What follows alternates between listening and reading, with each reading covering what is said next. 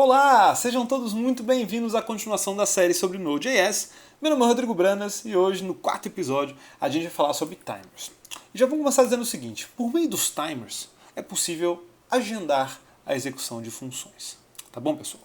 E o primeiro tipo de timer que a gente vai ver é o setTimeout. Bom, o setTimeout ele vai receber, uma função no primeiro parâmetro que será invocada depois do tempo em milissegundos passado no segundo parâmetro. Tá bom? Nesse caso, então, eu vou exibir a string B, seguida de newDate, depois de 3.000 milissegundos, ou 3 segundos. Tá certo?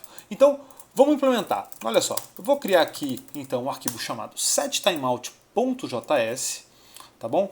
E aí, eu vou começar exibindo aqui, ó, uma string seguido de newDate, né? E depois eu vou usar o timer, então, para passar uma função, que é a que eu quero que seja executada, que vai exibir uma outra string, para a gente poder diferenciar e observar a diferença entre as duas datas. Né?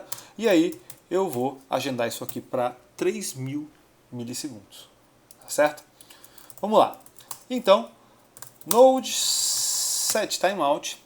Então você vê que ele imprimiu A, 6 segundos, B, 9 segundos. Então, depois de 3.000 milissegundos ou 3 segundos, mas você tem que passar o tempo em milissegundos, tá certo? Eu invoco essa função definida aqui no setTimeout. Beleza, pessoal? Show de bola. E aí uma dúvida que pode aparecer é o seguinte, tá? Eu preciso importar algum módulo específico para usar o setTimeout? Na verdade, não. No episódio passado, a gente falou bastante sobre os Global Objects. E na ocasião, a gente viu vários deles, e por isso eu vou voltar aqui no código-fonte do Node para mostrar o seguinte. Os timers, como setTimeout, setInterval, setImmediate, todos eles são definidos no escopo global. Tá? Então, por conta disso, você pode utilizar em qualquer lugar que você estiver. Tá certo? Beleza. Bom, vamos falar então da ordem de execução. Será que muda se eu inverter essa ordem? Se eu primeiro registrar o timer e depois exibir a string A? Será que eu vou mudar a ordem com isso? Então, vamos fazer esse teste. Então, vamos criar um outro arquivo aqui chamado setTimeout_reverse.js. Todos esses arquivos ficam disponíveis lá no nosso GitHub. Tá bom? Vamos lá. setTimeout. Vou passar então a mesma função que eu fiz antes para executar depois de 3.000 milissegundos. E aí, na sequência, então, é que eu vou colocar A seguido de newDate. E aí, pessoal? Será que eu vou esperar primeiro o timeout acabar, exibir B para depois mostrar A, ou será que não faz nenhuma diferença? Vamos ver, ó. Então, percebe que o comportamento ele é o mesmo. Eu tenho primeiro A sendo exibido e depois a função que foi registrada nesse timer. E esse é um comportamento extremamente desejável. Se não fosse assim, é que a gente deveria ficar muito preocupado. Tá bom, pessoal? Então, basicamente, você tem que lembrar que no Node a gente tem um event loop rodando numa única thread. Então, se eu, por algum motivo, bloqueasse esse event loop, eu não poderia mais processar nada ao mesmo tempo. Tá certo? Claro que eu poderia processar no pool de threads I/O, só que isso aí é outra coisa. No event loop, que é onde eu processo as coisas que voltam desse pool de threads, que vieram de operações que envolveram I/O ou mesmo de computações que eu precisei executar, eu bloquearia isso enquanto esse timeout não acabasse. Então é por isso que todas as funções que são invocadas pelos timers, elas basicamente vão para uma fila para ser executada no event loop somente quando estiverem prontas. Isso quer dizer que eu vou ter que esperar o timeout acabar. Tá bom? Beleza. Show de bola. Olha só. Eu posso também cancelar um determinado timer usando a operação clear timeout. Tá bom? E repara só. Aqui eu vou registrar 2, tá? E eu vou pegar o retorno desse registro, tá certo? E vou usar para fazer o cancelamento, né? Então, vamos fazer juntos, ó. Então eu vou criar aqui, ó, clear timeout, tá certo? Beleza. E aí eu vou fazer o seguinte então, ó. Set timeout, vou criar aqui uma função, né? Console.log a mais new date, né? E aí eu quero que seja executado depois de 3.000 milissegundos, e aí eu vou fazer o mesmo para o B. A diferença é que agora eu vou pegar essa referência, né? E por meio dessa referência eu posso cancelar.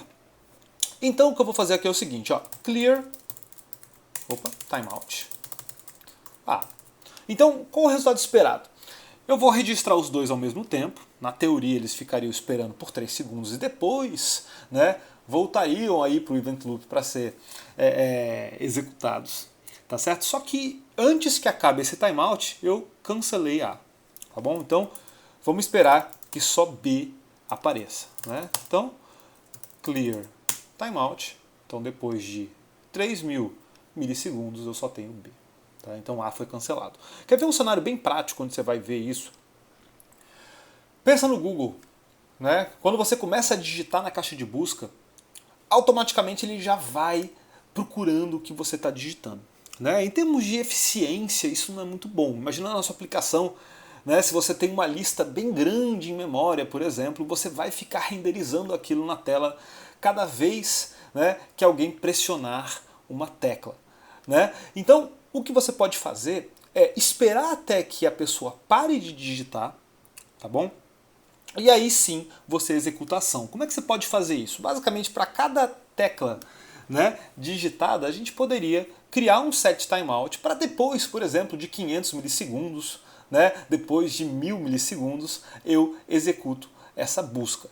Ah, mas e aí se a pessoa digitar uma outra tecla? Sabe o que a gente faz? A gente faz um clear timeout, cancela aquele timeout anterior e aí fica com um novo. E assim por diante até que a pessoa para e aí eu tenho o resultado, tá bom? É muito mais eficiente, eu consumo meus recursos de uma maneira melhor. Beleza? Então, exemplo muito prático de clear timeout, tá? Legal, pessoal.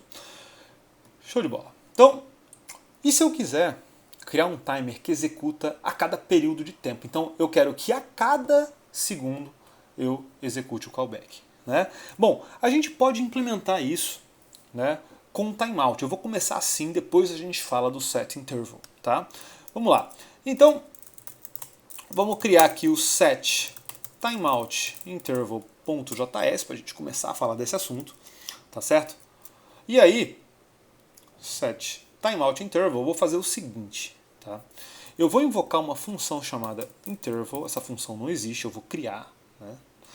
E aí eu vou passar, ó, o meu callback e vou mandar imprimir, ó, R mais new date, certo? Depois de 1 segundo. Então eu quero que a cada segundo, né, isso aqui apareça. Claro que se eu tentar executar nesse momento, né, vai dar erro, né? Então isso aí já é esperado. Então vamos fazer essa implementação baseada em set timeout, né? Var interval, vou criar uma função, tá bom, pessoal? Essa função, como é de se esperar, ela vai receber callback, que é exatamente essa função aqui, e time, que é o timeout, né? Em seguida, para que isso funcione, né, eu vou fazer, ó, set timeout, então eu vou registrar um timeout, né? E aí eu vou então, ó, criar uma função, né, que vai executar depois de um determinado tempo. A primeira coisa que ele vai fazer é invocar o callback, né? Tranquilo, pessoal, olha só, invoquei essa função foi responsável por registrar um timer que depois deste tempo aqui invocou o callback que eu passei por parâmetro, né? Então, se a gente fizer dessa forma, olha lá, set timeout interval, basicamente depois de 1 segundo executou e acabou, né? Agora, se a gente quisesse prolongar isso, o que a gente poderia fazer? Ó, chamar interval, né, nesse caso recursivamente, passando novamente o callback, que é o mesmo, né, e o tempo. Então eu faria que quando eu passo nessa linha, eu entro de novo aqui nessa função e assim sucessivamente. Tá? Legal, vamos lá. Ó, tá vendo então que eu não encerro a execução do programa? Simplesmente porque eu sempre tenho coisas agendadas para execução. Então eu vou ter que encerrar aqui, né, o processo, aí sim eu consigo parar o fluxo. Né? Tudo bem, pessoal? Então a cada segundo eu exibi essa linha aqui. Bom, obviamente existe um jeito mais simples e mais direto de fazer isso. Né? E esse jeito mais simples e mais direto é exatamente o set interval, para que a gente não tenha que fazer dessa forma como eu mostrei. Seria muito braçal. Né? Então, repara que agora a gente pode fazer o seguinte, ó, vou criar o set interval.js, né? E agora vamos simplificar as coisas, ó. Set interval, passando aqui, ó, uma função que exibe, mandar exibir de interval mais new date. Depois de 1 segundo. Né?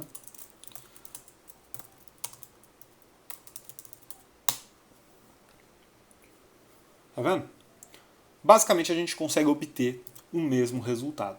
Né? Só que de um jeito, obviamente, muito mais simples e direto. Bom, também podemos cancelar, né? Para quem não tem que cancelar isso manualmente, a gente pode cancelar esse interval usando, né, o clear interval. Então eu vou fazer exatamente uma construção parecida com aquela que a gente fez no set timeout e clear timeout, só que agora eu vou agendar para depois de 5 segundos eu cancelar aquele intervalo que estava acontecendo. Tá bom? Então, vamos começar criando aqui, ó, clear interval.js, né? Na sequência, vamos fazer o seguinte, ó, set interval, mesmo de antes, né? console.log e mais, deixa eu só copiar isso aqui para o lugar certo. Clear interval, beleza. New date, né? E aí, vou executar isso aqui a cada segundo. Né? Vamos verificar se está tudo bem. Beleza, estou executando. Bom, agora eu vou pegar essa referência e vou usar um set timeout para que depois de 5 segundos eu possa fazer então clear interval, né, passando a referência para o timer. Tá bom? Então você vê, é uma construção simples e a gente consegue mostrar essa ideia. Tá? Vamos ver. Então, ó, a cada segundo eu estou exibindo e depois de 5 segundos, né, eu cancelei o set interval. Beleza, pessoal? Tranquilo? Show de bola. Isso aí. Bom, pensa comigo. Se eu quiser apenas deferir, né, se eu quiser deixar essa execução para depois, não necessariamente com tempo, tá? Simplesmente eu estou de repente fazendo uma computação mais pesada e eu quero liberar o event loop para processar uma outra coisa e deixo para processar, né, esse meu algoritmo depois, né, num próximo momento. Tá bom? Isso é uma necessidade muito comum e você vai ver muita gente fazendo isso. Ó, set timeout 0. Né? Então, o set timeout 0 vai ter esse comportamento. Né? Vamos criar aqui, ó, um arquivo chamado set timeout 0.js. Né? Aqui. Então, vamos fazer o seguinte. Ó, eu vou mostrar 2 pontos. Eu vou mostrar o A e eu vou mostrar o B. Tá? Bom, na sequência eu vou fazer um set timeout, né? E aqui, ó, eu vou invocar ele imediatamente, tá? Até por conta disso eu vou botar esse i aqui, né? Então, console.log e mais new date, tá? O que você vai ver que vai acontecer é o seguinte: eu vou passar por aqui, eu vou registrar isso, deixando para depois, né, ainda que o timeout seja 0, e eu vou mostrar B. Tá bom? Vamos ver isso aqui juntos, ó. Tá vendo? A, B e depois o I. Apesar deles parecerem, né, que são executados juntos, tá, pessoal? Aqui eu estou envolvendo, né, duas voltas no meu event loop. Na primeira delas, né, eu mostrei A, eu registrei esse timeout e eu mostrei B, a primeira. Depois eu deixei para a próxima console.log e mais a data. Tá bom? Então o set timeout nesse momento acabou funcionando, né, apenas como um artifício para deixar essa execução para depois. Então onde é que você vai usar isso? Né? Provavelmente no momento em que você queira aliviar, né, o fluxo de trabalho no event loop, deixando esse processamento para depois. Tá certo? Ou caso você queira encadear eventos de alguma maneira específica. Tá bom? Então, você pode fazer dessa forma, tá? E aí eu volto a dizer o seguinte, pô, mas não tem um jeito mais simples, mais direto de fazer isso? Tem, e até é mais recente, né, que isso foi criado, que é o set immediate. Né? Então, set immediate vai ter um comportamento muito parecido com set timeout 0. Tá bom? Então, vamos implementar, olha só, set immediate.js. Né? Então, basicamente, vamos fazer a mesma coisa. Ó. A mais new date. Vamos botar o B aqui também. Ó. Set immediate.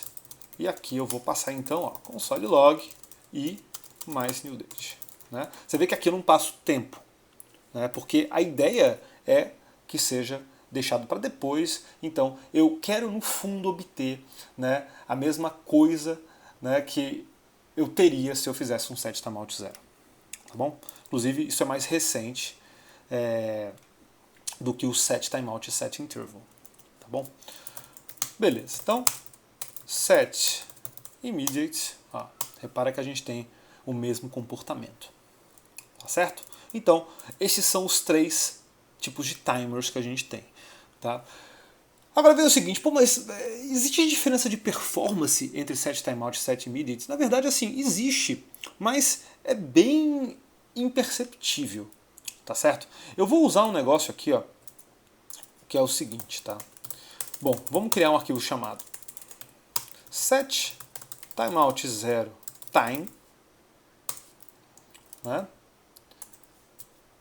E aí, set timeout 0 time. Bom, poderíamos fazer o seguinte para medir o tempo.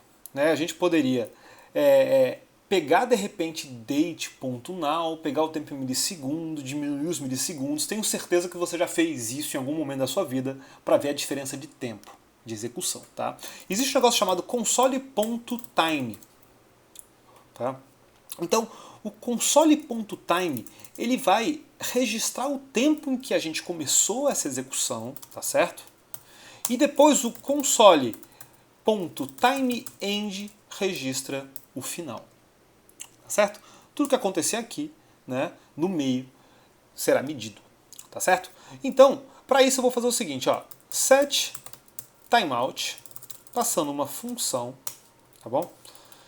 Vou colocar 0 aqui no final. Só que você sabe, se eu fizer dessa forma, possivelmente vai dar 0, né, porque não aconteceu nada aqui no meio. Então, eu vou mover esse timeEnd, tá, aqui para dentro. Então, o que eu vou medir? Comecei o tempo aqui, terminou o tempo quando essa função foi executada. Tá certo? Bom, com essa implementação, a gente vai perceber o seguinte, tá? Tá vendo que isso está levando em torno, ó, claro que vai depender um pouquinho da disponibilidade de processamento aqui na minha máquina, mas tem levado aí na casa dos 3 milissegundos, em alguns momentos deu 1, mas em geral foram 3. Ok? Vamos verificar a mesma ideia agora para o set immediate. Né? Então, vou criar aqui, ó, set immediate time.js, né? E vou fazer a mesma coisa, ó, console.time, passando aqui o i, né? Set immediate. A ideia é ver se existe diferença, né, entre os dois em termos de performance. Né? Então, ó, time end e. Né? Beleza, pessoal? Vamos lá. Node set immediate time. Tá vendo que tem uma tendência do set immediate de se manter em 1 milissegundo. Claro que há variações, né? Vai depender dessa disponibilidade de recursos, tá? Mas o set immediate ele processa menos coisas, tá certo? Que o set timeout ele precisa de menos regras, né? Para executar, tá bom? Então, em geral, o set immediate vai ser mais rápido, mas a gente está falando de uma diferença bem pequena mesmo. Você vai perceber muito no milissegundo. Tá bom? Claro que a gente vai executar uma operação apenas entre os dois, 1 milissegundo para 2, para 3 é realmente muito imperceptível, tá bom? Mas isso serve para dizer que tem sim, né, uma certa diferença entre eles. Tá? Tem uma diferença também na ordem de execução, caso você execute primeiro um set timeout 0, depois um immediate ou vice-versa, tá certo? E nesse caso você vai ver que vai variar o resultado. Tá bom? Isso vai depender muito da forma como o Node encadeia e executa esses diferentes tipos de timers. Tá bom, pessoal? Então, apesar da documentação dizer assim, pô, mas o set immediate ele executa antes dos timers, timeout e interval. Você vai ver que dependendo da forma como você use, tem variações. Tá bom? Show de bola. Tem uma pergunta que aparece muito que é o seguinte, tem como programar um timer colocando uma data específica, né? Quem já mexeu com o Chrome, né, sabe do que a gente está falando. Ah, eu quero que todo dia às 3:30 da tarde eu execute uma determinada coisa. Eu quero que todo dia, né, às 4 da manhã eu execute alguma coisa. Bom, você não tem como passar uma data específica, né, para os timers, mas existem alguns módulos, né, que aí você pode dar uma olhada, como o Node Cron, né, ou o Node Schedule, que você pode usar e eles têm um funcionamento até um pouquinho parecido, né, em termos de declaração, né, de tempo com a Cron, e aí você pode usar também uma data específica, tá certo?